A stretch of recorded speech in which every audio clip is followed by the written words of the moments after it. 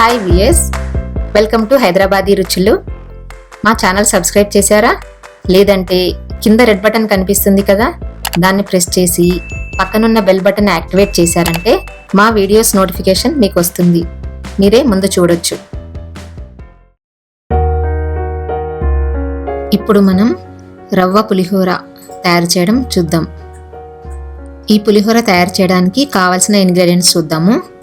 బియ్యం రవ్వ, నిమ్మరసం, కరివేపాకు, పచ్చిమిర్చి, పసుపు, సాల్ట్, ఇంకా పోపు గింజలు, జీలకర్ర, ఆవాలు, ఎండుమిర్చి, పల్లీలు, మినపప్పు, శనగపప్పు. రవ్వ పులిహోర తయారు చేయాలంటే ముందుగా బియ్యం రవ్వను తయారు చేసుకోవాలి. బియ్యం రవ్వని ఇంట్లో కూడా తయారు చేసుకోవచ్చు. బియ్యంని మిక్సీలో వేసుకొని 1-2 సార్లు తిప్పితే రవ్వ తయారవుతుంది. ఒక ప్యాన్లో 1 కప్ రవ్వకి 1.5 కప్ వాటర్ తీసుకొని వేడి చేసుకోవాలి. కప్పుకి కప్పున్నర నీళ్ళైతే సరిపోతుంది. దాంట్లో 1/2 టీ స్పూన్ సాల్ట్ వేసుకోవాలి. వాటర్ మరుగుతున్నాయి కదా, ఇప్పుడు దీంట్లో 1 కప్ రవ్వ వేసుకొని కలుపుకోవాలి. రవ్వ ఉండలు కట్టకుండా వెంటనే కలుపుకోవాలి. బాగా కలుపుకొని స్టవ్ సిమ్లో పెట్టుకుని 1 నిమిషం పాటు మూత పెట్టుకోవాలి. మూత తీసుకొని బాగా కలుపుకొని వేరే బౌల్లోకి తీసుకొని చల్లారనివ్వాలి. ఇప్పుడు పులిహోరకి పోపు వేసుకుందాము.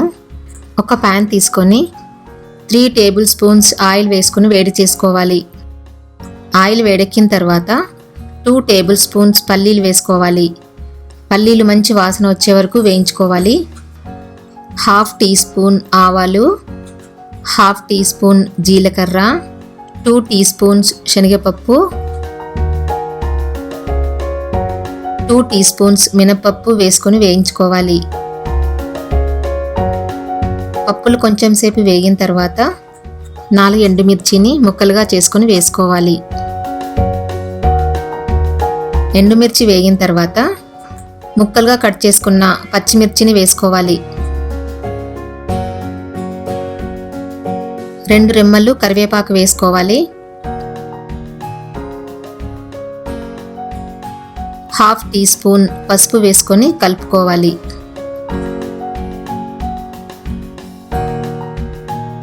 పోపు ప్రిపేర్ అయిపోయింది కదా. ఇందాక మనం ఉడికించి చల్లార్చుకున్నాం కదా, ఆ రవ్వలో 1 టీ స్పూన్ సాల్ట్ వేసుకొని కలుపుకోవాలి. ఇప్పుడు దీంట్లో పోపును వేసుకొని కలుపుకోవాలి.